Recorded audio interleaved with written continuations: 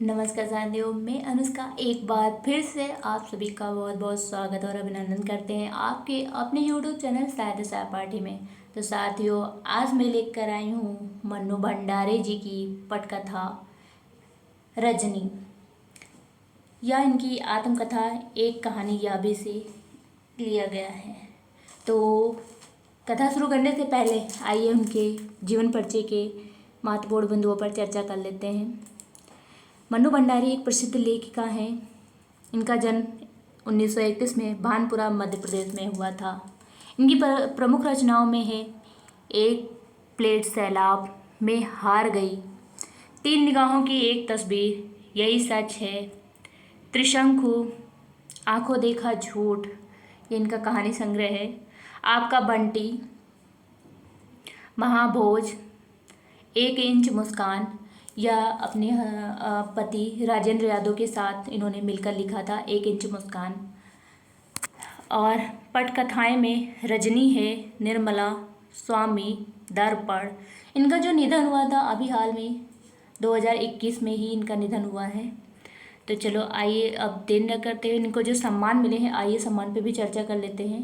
हिंदी अकादमी दिल्ली का शिखर सम्मान, बिहार सरकार, भारतीय भाषा परिषद कोलकाता, राजस्थान संगीत नाटक अकादमी और उत्तर प्रदेश हिंदी संस्थान द्वारा पुरस्कृत। तो आइए अब चलो देर न करते हुए कहानी की ओर चलते। रजनी मध्यम वर्गीय परिवार के एक फ्लैट का एक कमरा है। एक महिला रसोई में व्यस्त है। घंटी बजती है, बाई दरवाज़ा खोलती है। रजनी का प्रवेश। रजनी, लीला बहन कहाँ हो, बाजार नहीं चलना क्या? लीला रसोई में से हाथ पोंछती हुई निकलती है। चलना तो था, पर इस समय तो अमित आ रहा होगा अपना रिजल्ट लेकर। आज उसका रिजल्ट निकल रहा है ना, चेहरे पर खुशी का भाव होता है। रजनी, अरे वाह, अब तो मैं मिठाई खाकर ही जाऊंगी। अमित तो पढ़ने में इतना अच्छा है कि फर्स्ट आएगा, और नहीं तो सेकंड तो कहीं गया नहीं। मिठाई भी बढ़िया खिलानी पड़ेगी, सूजी के हलवे से काम नहीं चलने वाला, मैं अभी से बता देती हूँ। लीला हंसकर, नहीं नहीं, मैं तुम्हें अच्छी मिठाई ही खिलाऊंगी। मैंने पहले से ही मंगवा कर रखी है, केसरिया रसमलाई, अमित को बहुत पसंद है ना। रजनी, देखा, मुझे अपने घर से ही केसर की सुगंध आ गई थी। बाजार का तो बहाना करके चली आई, वरना तुम तो मुझे काट ही देती। लीला, कैसी बात करती हो, मैं एक बार काट भी दूं, लेकिन अमित अपने मुंह में डालने से पहले रसमलाई लेकर तुम्हारे फ्लैट में दौड़ता। मैं कोई भी चीज़ घर में बनाऊं या बाहर से लाऊं, अमित जब तक तुम्हारे भोग नहीं लगा लेता, हम लोग खा थोड़े ही सकते हैं। रजनी आंटी तो हीरो हैं उसकी। दोनों खिलखिलाकर हंसती हैं।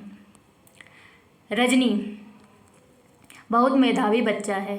अमित तुम देखना तो आगे जाकर क्या बनता है। लीला, बस सब तुम्हारा ही आशीर्वाद है। फिर घंटी बजती है। लीला एक तरह से दौड़ते हुए दरवाज़ा खोलती है। अमित का प्रवेश होता है। रोज की तरह भारी बस्ते की जगह एक हल्का सा थैला है। रजनी अमित को बाहों में भरने के लिए दोनों बाहें फैलाते हुए आगे बढ़ती है। कंग्रेचुलेसन अमित, बधाई देने के लिए रजनी आंटी पहले से मौजूद हैं। अमित का चेहरा उतरा हुआ है, पर दोनों में से अभी तक उस पर किसी का ध्यान नहीं गया। अमित आंसू भरी भरी आंखों से थैले में से रिपोर्ट निकालकर माँ की ओर फेंकते हुए, अमित, लो लो, देखो क्या हुआ है मेरे रिजल्ट का। मैंने कितना कहा था कि मैथ्स में भी मेरी ट्यूशन लगवा दीजिए, वरना रिजल्ट बिगड़ जाएगा। बस वही हुआ, मैथ्स में ही यूँ पूरे नंबर आ सकते हैं, रिजल्ट बिगड़ सकता है। रिपोर्ट रजनी देखने लगती है, लीला उसे अपनी बाहों में भर कर। लीला, पर तू तो सारे सवाल ठीक करके आया था। यहाँ आकर पापा के सामने तूने फिर से किया था अपना सारा पेपर, सब तो ठीक था। तेरे पापा ने ही नहीं कहा था कि 4-5 नंबर भले ही काट ले सफाई वफाई के, पर 95 तो तेरे पक्के हैं। रजनी रिपोर्ट देखते हुए, पर मिले तो बिल्कुल 72 ही, कुल 72 ही। फिर दूसरे विषयों के नंबर भी पढ़ने लगती। English 86, history 80, civics 88, Hindi 82, drawing 90, सबसे कम मैथ्स में ही। अमित गुस्से और दोस्से कम तो होंगे ही, ट्यूशन नहीं लेने से मिलते हैं अच्छे नहीं कहीं अच्छे नंबर। सर तो बार बार कहते ही थे कि ट्यूशन कर लो वरना फिर बाद में मत रोना। रो पड़ता है। लीला अपराधी की तरह सफाई देती हुई, तुझे अंग्रेजी को लेकर थोड़ी परेशानी थी सो अंग्रेजी में करवा दी ट्यूशन। आप दो विषयों की ट्यूशन, फिर लंबी चौड़ी फीस। बेटे अपनी आर्थिक मजबूरी की बात वह शब्दों में नहीं चेहरे से व्यक्त करती है, पर या तो अंधेर ही हुआ कि सारा पेपर ठीक हो फिर भी नंबर काट लो। रजनी की भौहों में एकाएक बल पड़ते जाते हैं। वह रोते हुए अमित को खींचकर अपने पास सटा लेती है। रो मत, उसके आंसू पोंछते हुए। अमित रोएगा नहीं, समझे? मैं जो पूछती हूँ उसका जवाब देना बस। कुछ देर रुककर, तुझे अच्छी तरह याद है कि तूने पूरा पेपर ठीक किया था? अमित स्वीकृत से सिर हिलाता है। पापा के पास दोबारा पेपर करने से पहले दोस्तों में से या किताबों में से उन सवालों के जवाब तो नहीं देख लिए थे? अमित नहीं, जो कि त्यों आकर कर दिए थे। हमको आते थे वे सारे सवाल। रजनी मैथ्स के सर कौन है? अमित मिस्टर पाठक। रजनी कितने लड़के ट्यूशन लेते हैं उनसे? अमित 22। साल के शुरू में ही तो 8 लेते थे, फिर पहले टर्मिनल के बाद से 15 हो गए थे। हाफ ईयरली के बाद 7 लड़कों ने और लेना शुरू कर दिया। मुझसे भी तभी से कह रहे थे। लीला हाफ ईयरली में तो उनके 96 नंबर आए थे, इसी ने बताया था कि क्लास में सबसे ज़्यादा है। रजनी इसके बाद भी कहते हैं ट्यूशन ले लूँ? अमित हाँ, कापी लौटाते हुए कहा था कि तुमने किया तो अच्छा है, पर यह तो हाफ ईयरली है, बहुत आसान पेपर होता है इसका तो। अब अगर ईयरली में भी पूरे नंबर लेने हैं तो तुरंत ट्यूशन लेना शुरू कर दो, वरना रह जाओगे। 7 लड़कों ने तो शुरू भी कर दिया था, पर मैंने जब मम्मी पापा से कहा, हमेशा बस एक ही जवाब, मम्मी की नकल उतारते हुए, मैथ में तो तू वैसे ही बहुत अच्छा है, क्या करेगा ट्यूशन लेकर? देख लिया, अब 6th पोजीशन आई है मेरी, जो आज तक कभी नहीं आई थी। अमित की आंखों में फिर आंसू टपक पड़ते हैं, डांटते हुए। फिर आंसू? नहीं जानता, रोने वाले बच्चे रजनी आंटी को बिल्कुल पसंद नहीं। मम्मी ने बिल्कुल ठीक ही कहा और ठीक ही किया। जिस विषय में तुम वैसे ही बहुत अच्छे हो उसमें क्यों लोगे ट्यूशन? ट्यूशन तो कमज़ोर बच्चे लेते हैं। अमित आप जानती नहीं आंटी, अच्छे बुरे की बात नहीं होती है। अगर सर कहें तो बार बार कहें तो लेनी ही होती है, वरना तो नंबर कम हो ही जाते हैं। रजनी पेपर अच्छा करो तब भी नंबर कम हो जाते हैं? अमित हाँ, कितना ही अच्छा करो फिर भी कम हो जाते हैं, जैसे मेरे हो गए हैं। रजनी यानी कि अच्छा पेपर करने पर भी कम आते हैं, सिर्फ इसलिए कि ट्यूशन नहीं ली थी? तो या तो सर की गलती नहीं, बदमाशी है, और तू मम्मी से लड़ रहा है। सर से जाकर लड़। अमित इस भाव से सिर हिलाता है मानो कितनी बेकार की बात कर रही हैं रजनी आंटी। लीला 2 गिलास में शिकंजी बनाकर लाती है। अमित लेने के लिए हाथ नहीं बढ़ाता तो रजनी घुड़कती है।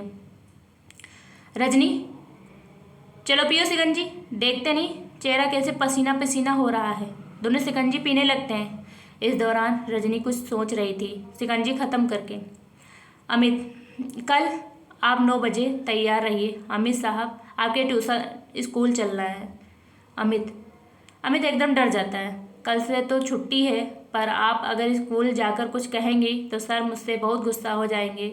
वहाँ मत जाइए प्लीज़, वहाँ बिल्कुल मत जाइए। लीला हाँ रजनी, तुम कुछ कहोगी तो अगले साल कहीं और ज़्यादा परेशान ना करें इसे। आप जब रहना इसी स्कूल में है तो इन लोगों से झगड़ा। रजनी बात को बीच में ही काट कर गुस्से से, यानी कि वे लोग जो भी जुल्म ज्यादती करें हम लोग चुपचाप बर्दाश्त करते जाएं? सही बात करने में डर लग रहा है तुझे, तेरी माँ को? अरे जब बच्चे ने सारा पेपर ठीक किया है तो हम कॉपी देखने की मांग तो कर ही सकते हैं, पता तो लगे कि आखिर किस बात के नंबर काटे हैं। अमित झुलझुलाकर, बता तो दिया आंटी आप। रजनी गुस्से से, ठीक है तो अब बैठ कर रो, तुम माँ बेटे दोनों। दंदनाती निकल जाती है। दोनों के चेहरे पर एक असहाय सा भाव। लीला, अब यह रजनी कोई और मुसीबत ना खड़ी करे। नया दृश्य। स्कूल के हेडमास्टर का कमरा। बड़ी सी टेबल, दीवार के सहारे रखी कांच की अलमारी और बच्चों द्वारा जीते हुए कप और शील्ड्स जमे हुए रखे हैं। दीवार पर कुछ नेताओं की तस्वीरें, एक बड़ा सा मैप लटका है। एक स्कूल के हेडमास्टर, कुछ नेताओं की तस्वीरें, एक बड़ा सा मैप लटका है। एक स्कूल के हेडमास्टर के कमरे का वातावरण तैयार किया जाए। हेडमास्टर काम में व्यस्त हैं। चपरासी बड़े अदब से एक चिट लाकर रखता है। हेडमास्टर कुछ क्षण उसे देखता रहता है। हेडमास्टर, बुलाओ। रजनी का प्रवेश नमस्कार करती है। हेडमास्टर, बैठिए। कुछ देर रुककर, कहिए मैं आपके लिए क्या कर सकता हूँ। रजनी, मैं 7th क्लास में अमित सक्सेना की मैथ्स की कॉपी देखना चाहती हूँ। हेडमास्टर के चेहरे पर ऐसे भाव जैसे वह कुछ समझा ना हो। ईयरली एग्जाम्स की, कल ही जिसका रिजल्ट निकला है। Headmaster, sorry madam, yearly exam की कॉपियाँ तो हम लोग नहीं दिखाते हैं। रजनी, जानती हूँ मैं, लेकिन बात यह है कि अमित ने मैथ्स का पूरा पेपर ठीक किया था, लेकिन उसे कुल 72 नंबर ही मिले।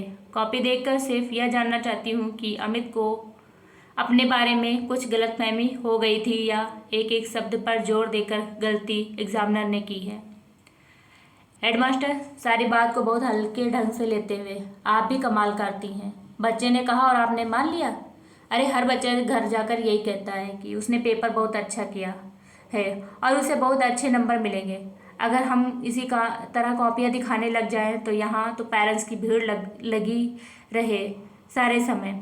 इसीलिए तो ईयरली एग्ज़ाम की कॉपियाँ न दिखाने का नियम बनाया गया है स्कूलों में।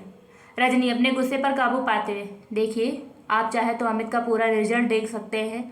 मैथ्स में हमेशा 100% नंबर लेता रहा है। इस साल भी उसने पूरा पेपर ठीक किया है, तैसा आ ही जाता है।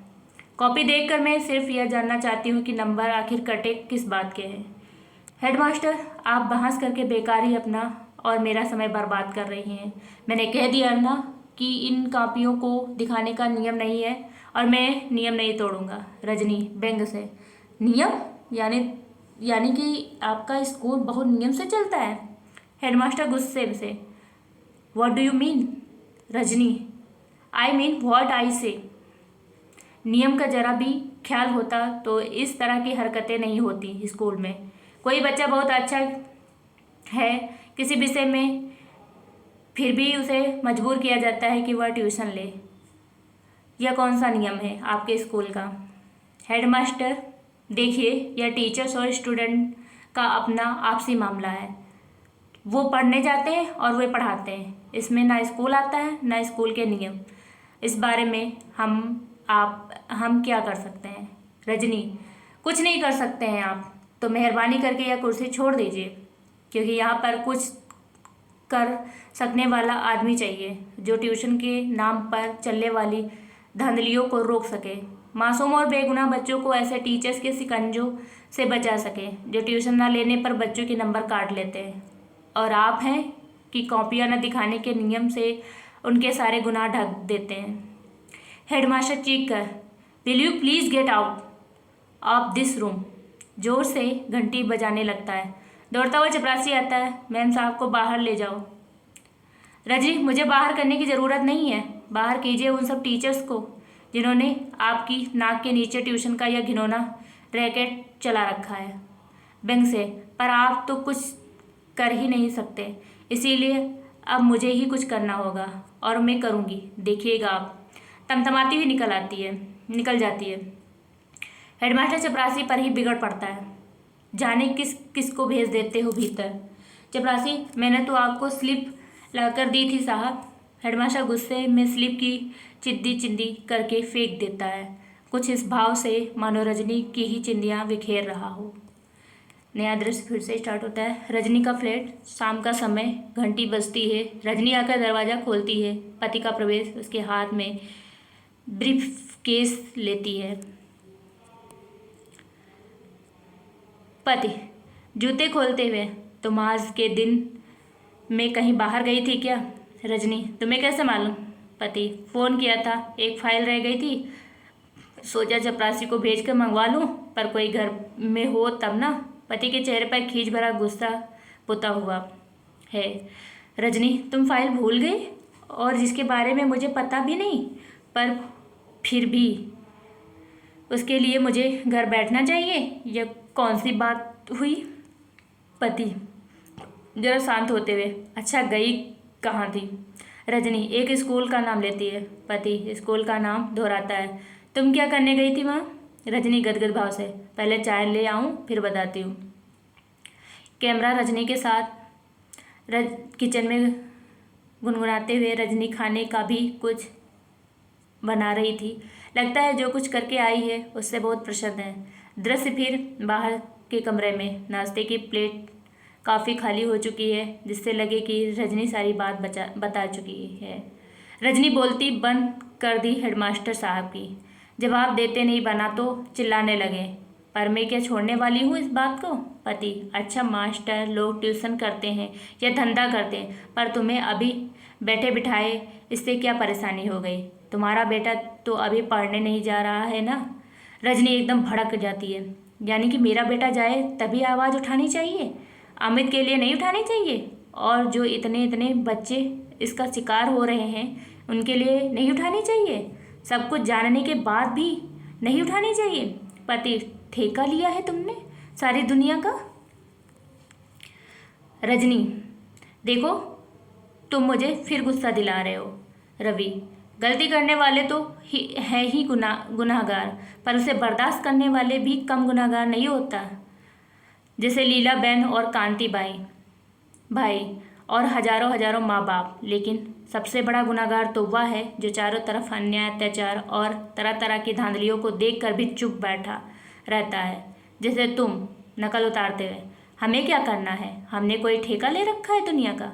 गुस्से और हिकारत से माई फुट उठकर भीतर चले जाने लगती है, जाते जाते मुड़कर। तुम जैसे लोगों के कारण ही तो इस देश में कुछ नहीं होता, हो भी नहीं सकता। भीतर चली जाती है। पति बेहद हताश भाव से दोनों हाथ से माथा थामकर चढ़ा दिया सूली पर। नया दृश्य। डायरेक्टर ऑफ एजुकेशन के ऑफिस का बाहरी कक्ष। कमरे के बाहर उसके नाम और पद की तख्ती लगी है, साथ ही मिलने का समय भी लिखा है। एक स्टूल पर चपरासी बैठा है, सामने की बेंच पर रजनी और 3-4 लोग और बैठे हैं प्रतीक्षारत। रजनी के चेहरे से बेचैनी टपक रही है, बार बार घड़ी देखती है। मिलने का समय समाप्त होता जा रहा है। रजनी चपरासी से, कितनी देर और बैठना होगा? चपरासी, हम क्या बोलेंगे? जब साहब घंटी मारेगा बुलाएगा तभी तो ले जाएगा, बहुत बिजी रहता है ना साहब। रजनी अपने में ही गुनगुनाते हुए, या तो लोगों से मिलने का समय है ना, जाने किस में बिजी बनकर बैठ जाते हैं। चपरासी दूसरी तरफ देखने लगता है। कैमरा ऑफिस के अंदर चला जाता है। साहब मेज पर पेपर वेट घुमा रहा है, फिर घड़ी देखता है, फिर घुमाने लगता है। बाहर एक आदमी आता है, अपने नाम की स्लिप के नीचे 5 रुपए का एक नोट रखकर देता है और चपरासी का कंधा थपथपाता है। चपरासी हंसकर भीतर जाता है, लौटकर उस आदमी को तुरंत अपने साथ ले जाता है। रजनी के चेहरे पर तनाव घूरकर चपरासी को देखती है। थोड़ी देर से बाहर आदमी निकलता है। रजनी उठकर धनधनाती हुई भीतर जाने लगती है। चपरासी, अरे अरे अरे, किधर कुछ जाता है? अभी घंटी बजा क्या? रजनी, घंटी तो मिलने का समय खत्म होने तक बजेगी भी नहीं। दरवाजा धकेल कर भीतर चली जाती है। चपरासी, अरे कैसी औरत है, सुनती नहीं? वहाँ बैठे 2-3 लोग हंसने लगते हैं। दृश्य कमरे के भीतर। निर्देशक कुर्सी की पीठ से टिककर सिगरेट पी रहा है। रजनी को देखकर आश्चर्य से, निर्देशक आपको स्लिप भेजकर भीतर आना चाहिए ना? रजनी मुस्कुराकर, स्लिप तो घंटे भर से आपके चपरासी की जेब में पड़ी है और शायद 2-4 दिन चक्कर लगवाने तक पड़ी ही रहेगी। निर्देशक, क्या कह रही हैं आप? रजनी, तो क्या यह सीधी साफ सी बात भी मुझे ही समझानी होगी आपको? खैर अभी छोड़िए, इस बात को इस समय मैं आपके पास किसी दूसरे ही काम से आई हूँ। निदेशक के चेहरे पर रजनी को लेकर एक आश्चर्य मिश्रित कौतूहल का भाव उभरता है। निदेशक कहिए। रजनी थोड़ा सोचते हुए, देखिए मैं स्कूल, विशेषकर प्राइवेट स्कूल और बोर्ड के आपसी रिलेशंस के बारे में कुछ जानकारी इकट्ठा कर रही हूँ। निदेशक, कोई रिसर्च प्रोजेक्ट है क्या? Very interesting subject. रजनी, बस कुछ ऐसा ही समझ लीजिए। निदेशक, कहिए आप क्या जानना चाहती हैं? रजनी, जिन प्राइवेट स्कूलों को आप रिकग्नाइज कर रहे हैं उन्हें बोर्ड शायद 90% ग्रांट देता है। निदेशक जरा गर्व से, जी हाँ देता है। बोर्ड का काम ही यह है कि शिक्षा के प्रचार प्रसार में जितना भी हो सके सहयोग करे। It's our duty madam. Rajni, जब इतनी बड़ी ऐड देते हैं तो आपका कोई कंट्रोल भी रहता होगा स्कूलों पर? निदेशक, ऑफ कोर्स, बोर्ड के बहुत से ऐसे नियम हैं जो स्कूल को मानने होते हैं। स्कूल मानते हैं, सिलेबस बोर्ड बनाता है, फाइनल ईयर के एग्ज़ाम बोर्ड कंडक्ट कराता है। रजनी, निदेशक के चेहरे पर नजरें गड़ाकर, स्कूल में आजकल प्राइवेट ट्यूशन का जो सिलसिला चला हुआ है, ट्यूशन क्या बच्चों को लूटने का जो धंधा चला हुआ है, उसके बारे में आपका बोर्ड क्या करता है? निदेशक बड़े सहज भाव से, इसमें धंधे की क्या बात है? जब किसी का बच्चा कमज़ोर होता है तब इसके माँ बाप ट्यूशन लगवाते हैं। अगर लगे कि कोई टीचर लूट रहा है तो उस टीचर से ना ले ट्यूशन और किसी और के पास चले जाएं। या कोई मजबूरी तो नहीं है? रजनी, बच्चा कमज़ोर नहीं, होशियार है, बहुत होशियार। उसके बावजूद उसका टीचर लगातार उसे कोचता रहता है कि वह ट्यूशन ले वरना पछताएगा। फिर बच्चे के माँ बाप को ज़रूरी नहीं लगता और वे नहीं लगवाते हैं। जानते हैं क्या हुआ? मैथ्स का पूरा पेपर ठीक करने के बावजूद उसे कुल 72 नंबर मिलते हैं। जानते हैं क्यों? क्योंकि उसने टीचर के बार बार कहने पर भी ट्यूशन नहीं ली। निदेशक, वेरी सैड। हेडमास्टर को एक्शन लेना चाहिए ऐसे टीचर के खिलाफ। रजनी, क्या खूब, आप कहते हैं कि हेडमास्टर को एक्शन लेना चाहिए। हेडमास्टर कहते हैं मैं कुछ नहीं कर सकता। तब करेगा कौन? मैं पूछती हूँ कि ट्यूशन के नाम पर चलने वाले इस घिनौने रैकेट को तोड़ने के लिए दखलंदाजी नहीं करनी चाहिए आपको, आपके बोर्ड को। चेहरा तमतमा जाता है। निदेशक, लेकिन हमारे पास तो आज तक किसी पेरेंट्स से इस तरह की कोई शिकायत नहीं आई। रजनी, यानी कि शिकायत आने पर ही आप इस बारे में कुछ सोच सकते हैं। वैसे शिक्षा के नाम पर दिन दहाड़े चलने वाली इस दुकानदारी के आपके बहुत ही व्यंग्यात्मक ढंग से बोर्ड ऑफ एजुकेशन को कोई जानकारी ही नहीं, कोई चिंता ही नहीं। निदेशक, कैसी बात करती हैं आप? कितने इम्पोर्टेंट्स मैटर्स रहते हैं हम लोगों के पास। अभी पिछले 6 महीने से तो नई शिक्षा प्रणाली को लेकर ही कितने सेमिनार्स ऑर्गेनाइज किए हैं हमने। रजनी व्यंग से, ओह इम्पोर्टेंट मैटर्स, नई शिक्षा प्रणाली? अरे पहले इस शिक्षा प्रणाली के छेदों को तो रोकिए, वरना बच्चों के भविष्य के साथ साथ आपकी नई शिक्षा प्रणाली भी छीन कर गड्ढे में चली जाएगी। निदेशक थोड़े गुस्से के साथ, आप ही पहली महिला हैं और हो सकता है कि आखिरी भी हों जो इस तरह की शिकायत लेकर आई हैं। रजनी, ठीक है तो फिर आपके पास शिकायत का ढेर ही लगवा कर रहूँगी। झटके से उठकर बाहर चली जाती है। निदेशक देखता रहता है, फिर कंधे उचका देता है। अब मोटाज में कुछ दृश्य दिखाए जाएं। रजनी फ़ोन कर रही है, मेज़ पर कुछ पत्र रखे हैं और रजनी एक रजिस्टर में उनके नाम पते उतार रही है। साथ में 1-2 महिलाएं और भी हैं। फिर एक के बाद एक 3-4 घरों में माँ बाप से मिल रही है, उन्हें समझा रही है। साथ में लीलाबेन और 3-4 महिलाएं और भी हैं। नया दृश्य, किसी अखबार का दफ्तर, कमरे में संपादक बैठे हैं, साथ में 3-4 स्त्रियां के साथ रजनी बैठी है। संपादक, आपने तो इसे बाकायदा एक आंदोलन का रूप ही दे दिया है। बहुत अच्छा किया। इसके बिना यहाँ चीज़ें बदलती भी तो नहीं हैं। शिक्षा के क्षेत्र में फैली इस दुकानदारी को तो बंद करना ही चाहिए।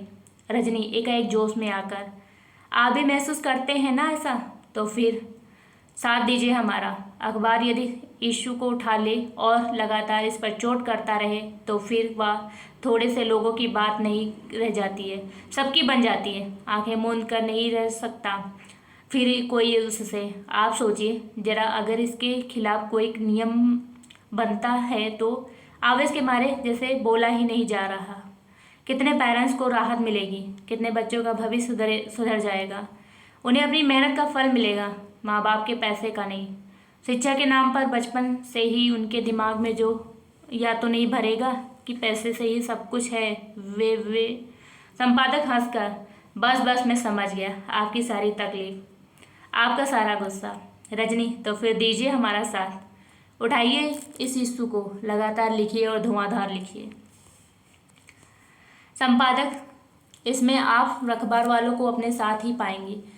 अमित, उदाहरण से आपकी सारी बात मैंने नोट कर ली है।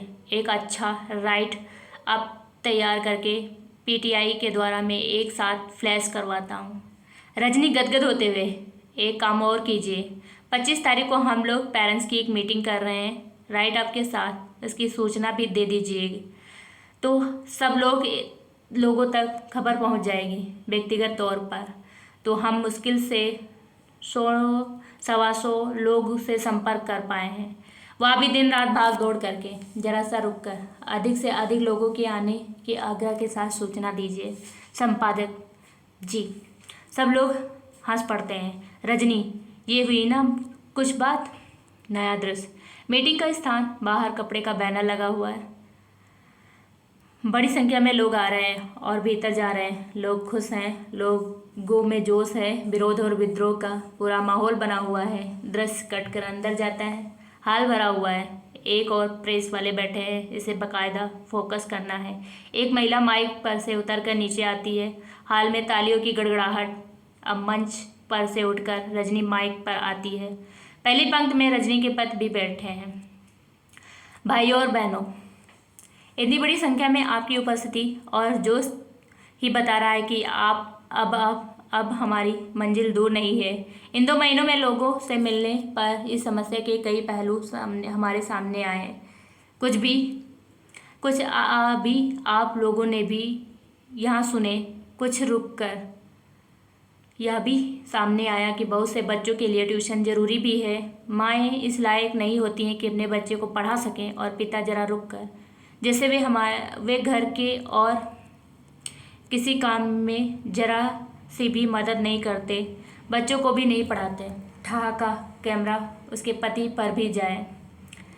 तब कमज़ोर बच्चों के लिए ट्यूशन ज़रूरी भी हो जाती है। रुककर बड़ा अच्छा लगा जब टीचर्स की ओर से भी एक प्रतिनिधि ने आकर बताया कि वे प्राइवेट स्कूलों में तो उन्हें इतनी कम तनख्वाह मिलती है कि ट्यूशन ना करें तो उनका गुजारा ही ना हो। कई जगह तो ऐसा भी है कि कम तनख्वाह देकर ज़्यादा पर दस्तखत करवाए जाते हैं। ऐसे टीचर से मेरा अनुरोध है कि वे संगठित होकर एक आंदोलन चलाएं और इस अन्याय का पर्दाफाश करें।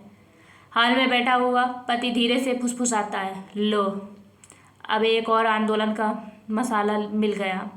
कैमरा फिर रजनी पर। इसीलिए अब हम अपनी समस्या से जुड़ी सारी बातों को नज़र में रखते हुए ही बोर्ड के सामने यह प्रस्ताव रखेंगे कि वह ऐसा नियम बनाएं, एक एक शब्द पर जोर देते हुए, कि कोई भी टीचर अपने ही स्कूल के छात्रों का ट्यूशन नहीं करेगा। रुककर ऐसी स्थिति में बच्चों के साथ जोर जबरदस्ती करने, उनके नंबर काटने की गंदी हरकतें अपने आप बंद हो जाएंगी। साथ ही वह यह भी हो कि वह नियम को तोड़ने वाले टीचर्स के खिलाफ सख्त से सख्त कार्रवाई की जाएगी। अब आप लोग अपनी राय दीजिए। सारा हाल अप्रूव्ड की आवाज़ों और तालियों की गड़गड़ाहट से गूंज उठता है। दृश्य समाप्त। नया दृश्य, रजनी का फ्लैट, सवेरे का समय, कमरे में पति अखबार पढ़ रहा है। पहला पृष्ठ पलटते ही रजनी की तस्वीर दिखाई देती है।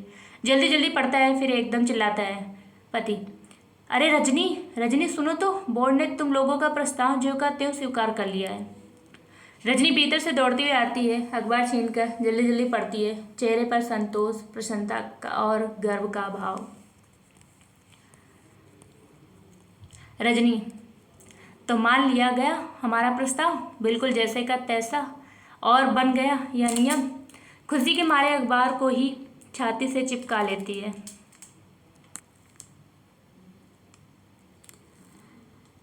मैं कहती हूँ कि अगर डट कर मुकाबला किया जाए तो कौन सा ऐसा अन्याय है जिसकी धज्जियां न बिखेरी जा सकती हैं। पति मुग्ध भाव से उसे देखते हुए, I am proud of you Rajni, really really I am very proud of you. Rajni इतराते हुए, 2 महीने तक लगातार मेरी धज्जियां बिखेरने के बाद दोनों हंसते हैं। लीलाबेन, कांतिबाई और अमित का प्रवेश। लीलाबेन, उस दिन तुम्हारी जो रसमलाई रह गई थी वह आज खाओ। कांतिभाई, और सबके हिस्से की तुम ही खाओ।